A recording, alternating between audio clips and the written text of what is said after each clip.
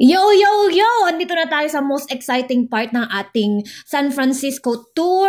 Ito talaga yung isa sa mga sinabi ko sa asawa ko na gusto kong puntahan. Kasi napanood ko sa movie yung The Great Escape. So doon ko nalaman about the Alcatraz Island. So alam nyo naman ako, gusto ko yung mga historical.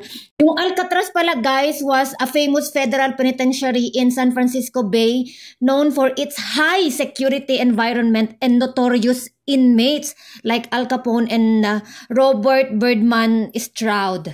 So pagkababa ng ferry, may courting orientation, tapos proceed sa entrance, bibigyan kayo ng headset. Dito, ina-explain yung mga highlight na mga nangyari sa loob ng penitentiary. Ito na yung tinaguriang The Great Escape ng Alcatraz na nangyari noong June 1962, kung saan tatlong prisoner ang tumakas, si Frank Morris at yung dalawang magkapatid na Anglin. Guys, ito yung actual na room nila. Yan din yung actual na dami na ginamit nila para ma-full yung mga guard. Kunwari natutulog sila.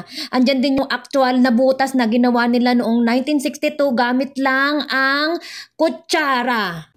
Unang highlight pa lang yan at marami pa tayong pupuntahan. Kaya abangan! Thank you!